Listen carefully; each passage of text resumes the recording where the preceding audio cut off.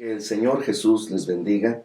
Es un honor para nosotros estar una vez más en estas cámaras frente a ustedes, queridos hermanos, amigos, familias y demás, en este estudio de ICAP Televisión, con el propósito de llegar hasta sus hogares y compartir con ustedes más de la palabra de Dios. El deseo es inminente. ¿Cuál es? Que usted, amigo, que usted, hermano, sea informado de las riquezas de la bendita palabra de Dios. Hoy, como siempre, trabajando en este equipo, el pastor y maestro David Adame Almanza con nosotros, un servidor, el apóstol Elí Roa Barreto. Queremos allegarnos hasta ustedes con este tema tan importante que hoy traemos para usted, y me gustaría que el maestro nos diga el tema que hoy queremos abordar en estos momentos. Bendiciones, amados hermanos, a todos ustedes. El tema bíblico que hoy vamos a tocar es de una gran importancia y está relacionado con el ministerio quíntuple.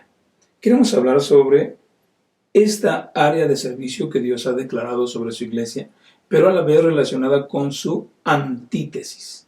Es decir, ministerio quíntuple y su antítesis.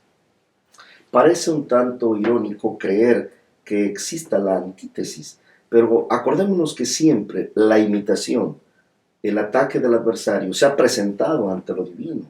Ahora, el plan de esta mañana es no creer que tenemos que abrazar la antítesis de los 5 ministerios, sino más bien estar informados a la luz de las Escrituras que existe esta parte oscura para no ser sorprendidos y con el conocimiento de la palabra poder discernir y seleccionar aquello bueno que Dios tiene preparado para nosotros. Efectivamente, en primer lugar quisiéramos mostrarles en la carta del apóstol San Pablo a los Efesios, en el capítulo 4, versículo 11, donde el Señor declara a través del apóstol Pablo el establecimiento del ministerio quíntuple. Dice así la palabra de Dios.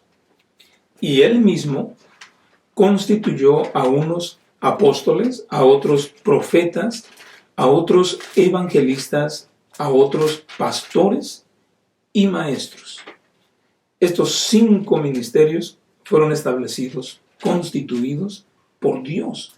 El propósito de ellos está claramente definido en las Escrituras, dice aquí, a fin de perfeccionar a los santos para la obra del ministerio, para la edificación del cuerpo de Cristo, hasta que todos lleguemos a la unidad de la fe y del conocimiento del Hijo de Dios, a la medida de un varón perfecto, conforme a la estatura de la plenitud de Cristo. En otras palabras, estos 5 ministerios son necesarios para que la iglesia sea edificada. Sin ministerios no hay edificación. Sin ministerios no se puede realizar la obra de Cristo. Sin ministerios la iglesia seguiría siendo siempre niños fluctuantes. Haciendo un análisis invertido, por así decirlo, el mismo versículo nos da la respuesta de cuál sería la parte de la antítesis. Porque si el ministerio quíntuple, así como el maestro lo acaba de decir atinadamente, es, número 1, para perfección de los santos, 2, para la obra del ministerio, 3, para edificar el cuerpo de Cristo, entonces la antítesis, que sería lo opuesto a ello, sería aquello que no es perfección en los santos, aquello que no edifica el cuerpo de Cristo, aquello que no hace la obra de Dios. Maestro, sería bueno enumerar que los 5 ministerios que usted nos acaba de leer aquí en las Sagradas Escrituras de apóstol, profeta, evangelista, pastor y maestro, ¿cuál sería la antítesis de cada uno de estos para poder nosotros avanzar en este terreno y descubrir en el nombre del Señor Jesucristo, a fin de que no ignoremos las artimañas del adversario y el pueblo de Dios sea guardado para la gloria del Señor? Del apóstol. En la carta del apóstol San Pablo a los filipenses, la Escritura menciona a un tipo de personas. Filipenses capítulo número 3. Dice aquí la Escritura así. En el versículo 2.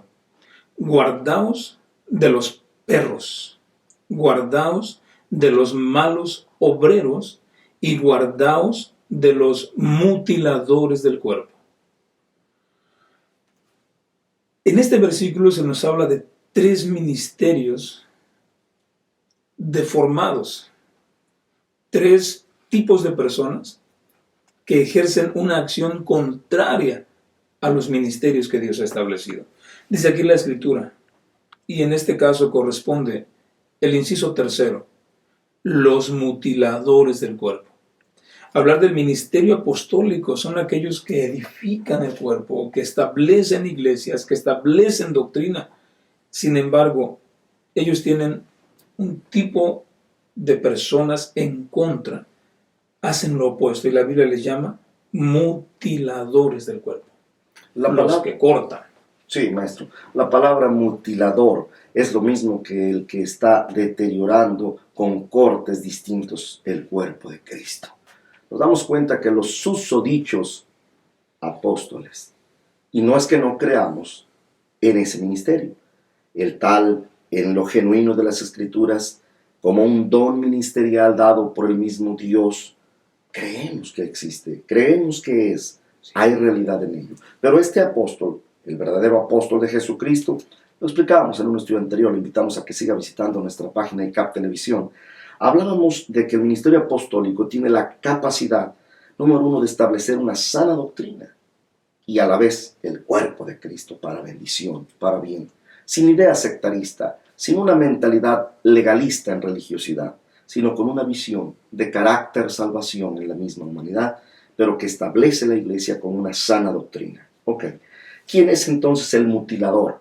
El mutilador es aquel que con intereses personales, con ideas ególatras, con una visión de carácter no solo humanitario, sino un tanto ya con una visión, hasta con un espíritu de error, lo que hace es torcer las Escrituras para ganar adeptos y formar propias agrupaciones, y estas después otras y otras, hasta que se hacen solamente una diversidad y la iglesia es cortada. En lugar de crecer como cuerpo de Cristo, crecen prosélitos para tales personas. La Biblia les llama a ellos falsos apóstoles. Sí. Estas personas no van a predicar el evangelio a aquellos que no conocen. No. Más bien se meten, se infiltran en las congregaciones ya establecidas y ellos crecen, sus agrupaciones crecen, pero a costa de otras congregaciones. Rompen las estructuras de las iglesias locales para fomentarse a sí mismos. Cortan el cuerpo. Gozan de algunas cualidades, inclusive dones espirituales, porque acordémonos que los dones son irrevocables también, los dones espirituales, y el don no exactamente está hablando de la grandeza del hombre, sino de la grandeza de Dios.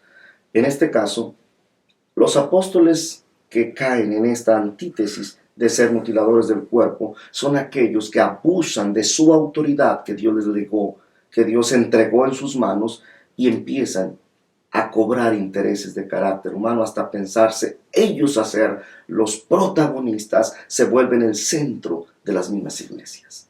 Esto es peligroso. Es una advertencia muy delicada. Cuidado, iglesia, cuidado, pueblo de Dios.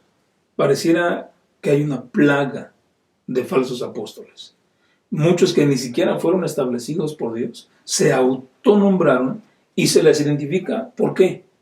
Porque dividen las iglesias, porque mutilan el cuerpo de Cristo. Un verdadero apóstol nunca va a mutilar el cuerpo de Cristo. Amén. Sería bueno también reconocer bíblicamente que los profetas es un ministerio establecido por Dios, y lo leímos en Efesios capítulo 4, versículo 11. Pero también la antítesis de los profetas es que estos se llaman lobos rapaces. El profeta, por el ministerio que le fue entregado, el don de la palabra profética, junto con todo un equipo de los dones de poder, dones de revelación, alcanza una investidura de carácter inmenso. Pero en este momento nos damos cuenta que si los profetas no tienen el temor de Dios, la madurez espiritual, la prudencia y sobre todo el acato a las Sagradas Escrituras, y están bajo autoridad, se cometen errores al grado de que empiezan a deteriorar su propio ministerio y se convierten en lobos rapaces. La Escritura nos lo menciona. Así es, hermanos. En el Evangelio según San Mateo, capítulo 7, versículo 15, dice así: guardaos de los falsos profetas, que vienen a vosotros con vestidos de ovejas, pero por dentro son lobos rapaces. Demos cuenta de algo. La capacidad de un profeta es tan alta que puede convencer, no solo por la revelación, sino por su ministerio tan admirable, impactante. Si este hombre no cuida con temor y temblor, como lo explicábamos ya, su ministerio, en lugar de ser un profeta de ese ministerio quíntuple, se está convirtiendo en un lobo rapaz. ¿Y qué hace? ¿Qué hacen los lobos rapaces? Número uno, roban. Y ya no me refiero solo a las ovejas. Quizá las dejan en los mismos rebaños, pero lo que están robando es la paz de muchos. Están robando finanzas de tantos. Están robando la inocencia de algunos. Y de ahí se derivan muchos más errores y pecados. Los lobos rapaces, que son en este caso los falsos profetas, se requiere un cuidado urgente en las Sagradas Escrituras para la Iglesia. Es muy peligroso porque ellos llegan aparentemente con dones, con revelación, con palabra de Dios. Es tan delicado porque se ven como ovejas, parecen ovejas, huelen a oveja, hablan como oveja, pero son lobos. Y estos llegan a devorar. ¿Cómo se les identifica? La Escritura dice claramente: por sus frutos los conoceréis. No todo el que llegue diciendo soy profeta de Dios, en realidad lo será. Es necesario identificarle por sus frutos. Considero, antes de pasar a un tercero, subrayar que un falso profeta nunca va a corregir el pecado, número uno. Un falso profeta nunca va a invitar de parte de Dios a las sendas antiguas. Un falso profeta nunca invitará a la sujeción del cuerpo de Cristo a las Sagradas Escrituras. No, los falsos profetas solamente endulzan el oído. Los falsos profetas son canarios que cantan con un buen alpiste. Lo único que hacen es traer palabras de te va a ir bien, nuevo auto, llaves de casa, llaves de esto, llaves de aquello, a fin de que la gente se sienta a gusto. Son profetas que les predican el confort, la tranquilidad, el aumento, la paz social. Dios mío, el Señor dice: yo no hablé cuando habla esta gente.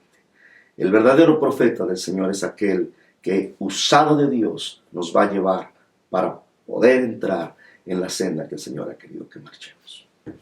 Así es. El tercer ministerio que encontramos en las Escrituras es el ministerio de los evangelistas.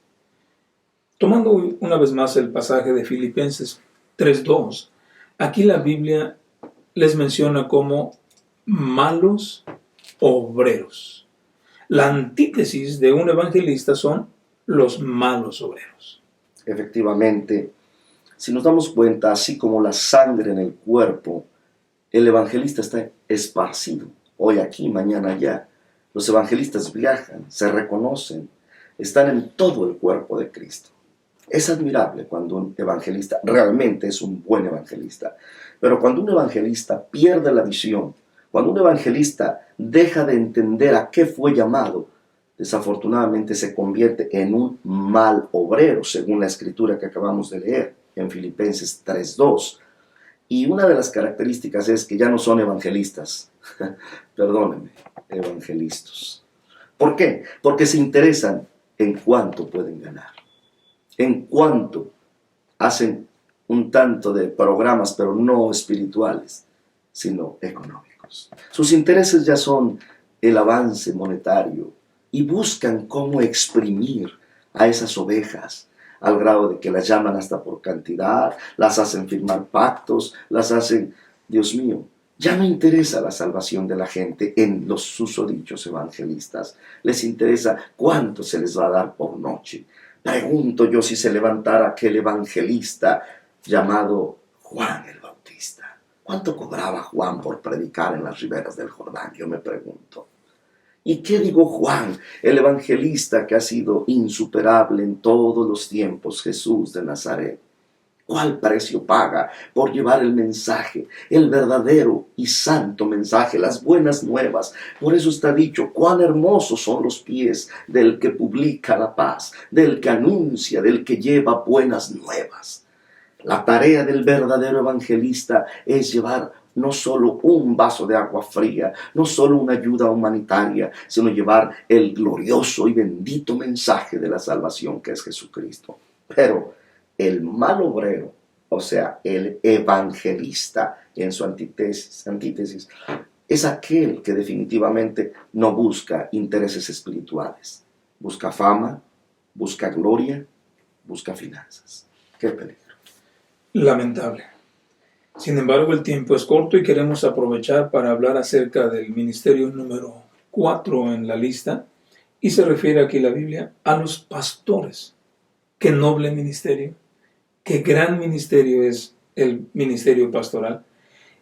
Pero la antítesis de un pastor, la Biblia les da un calificativo muy fuerte en el libro del profeta Isaías, y se refiere a los perros mudos. Quisiéramos leer. Por supuesto. El capítulo 56 de Isaías, versículo 10, habla de pastores, pero no de pastores positivamente, sino de pastores en el renglón negativo. Pastores que califican de malos pastores. Pastores que a la luz de la Biblia el profeta les llama perros mudos. Escuche, versículo 10. Los atalayas ciegos son, todos ellos ignorantes. Ellos son perros mudos, no pueden ladrar. Soñolientos, echados, aman el dormir. Y esos perros ansiosos no conocen hartura, y los mismos pastores no supieron entender. Todos ellos miran a sus caminos, cada uno a su provecho, cada uno por su cabo.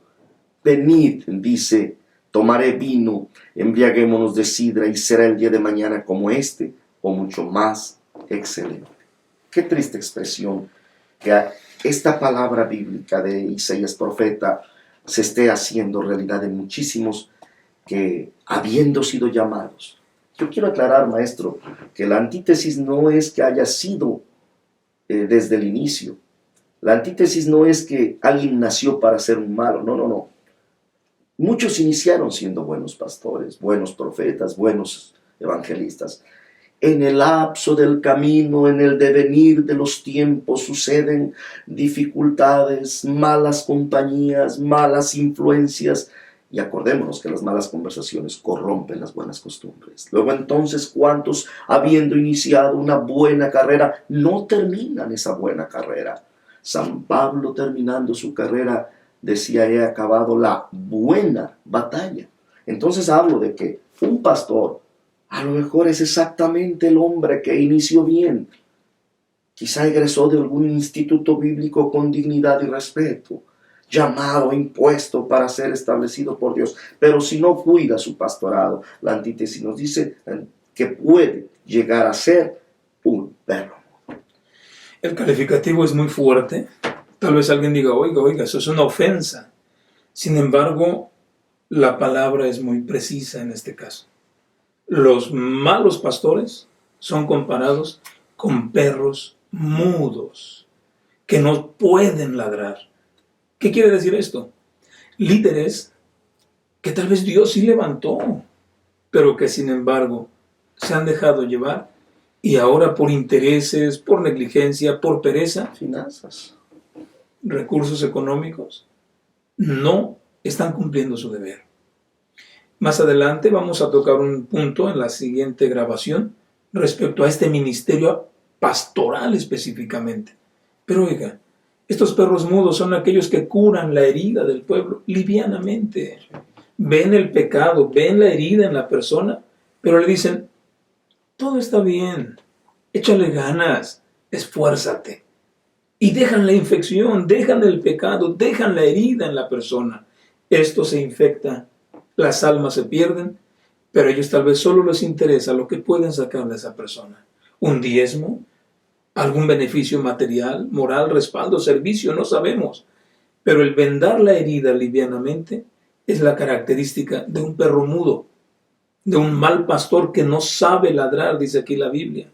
Perros comilones, insaciables. Les gustan los deleites y la pereza, son negligentes. Y un perro que no sabe ladrar no puede dar ningún servicio a su amo. Los pastores son los servidores de las ovejas. Amén. Los pastores están encomendados para cuidar el rebaño, curarlos, advertirles. Pero los perros mudos no les importan las ovejas. Me parece importante, para continuar con el último, todavía subrayar esta parte que dice: y los mismos no saben entender, porque miran a sus propios caminos, cada uno a su provecho. Válgase con mucho respeto a todos aquellos que tenemos un sagrado llamado al pastorado. Aprendamos que un día estaremos frente a la presencia del Señor y de ello daremos cuenta. Le invito a los pastores que tengamos este cuidado a fin de no permitir jamás convertirnos de pastores en perros mudos. ¿Quién es el perro mudo? Escrito está allá: aquel que busca su provecho. ¿Cuánto me dan? ¿Dónde voy a vivir? ¿Qué voy a ganar? Deja de haber esfuerzo, deja de haber entereza, deja de haber entrega para Dios y el ministerio sagrado. El ministerio pastoral tiene definitivamente, de todos los ministerios, este para mí es uno de los más, sí, llamémosle sufridos, pero de los más comparados a aquel bendito Dios, porque Él dijo: yo soy el buen pastor, y el buen pastor su vida da por las ovejas. No busca su provecho, no importa el horario cuando te llamen, no importa el momento y el espacio, tenemos que aprender a ser buenos pastores y hacer el trabajo verdaderamente. De lo contrario, seríamos perros mudos. Cada uno de estos malos ministerios tiene una recompensa negativa. La Biblia menciona que los perros, por ejemplo, estos malos pastores, ¿qué les va a pasar? Apocalipsis capítulo 22, versículo 15 dice: mas los perros estarán fuera. No entran al reino de Dios. No entran a aquella vida futura que Él tiene reservada.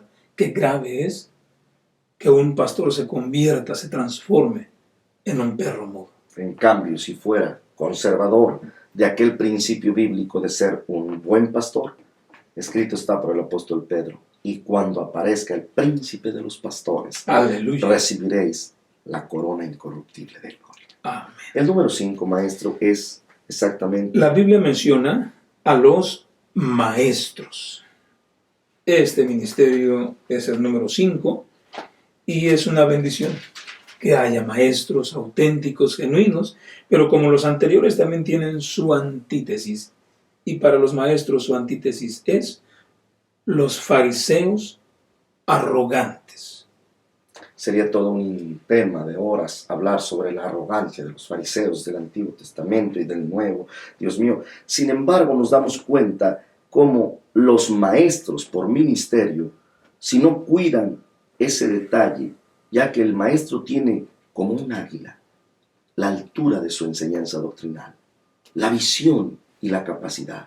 El maestro es aquel dedo meñique que ayuda a encontrar las cosas difíciles y las cosas ocultas. ¿Sabe qué? Pero si ese maestro no cuida con humildad suficiente ese principio de su ministerio, sin darse cuenta vendrá en un retroceso, habrá un grado cada día menor en él hasta convertirse en un fariseo arrogante. ¿Por qué? Porque el conocimiento que han adquirido los maestros es tan profundo que a veces ya juzgan a su pastor, ya juzgan a su apóstol, ya juzgan a la congregación y empiezan a creer que solo ellos son los únicos que saben, que son los exactos, los elegidos, los iluminados. Se requiere de un principio de óptima humildad para no caer un maestro en un grado de fariseo arrogante.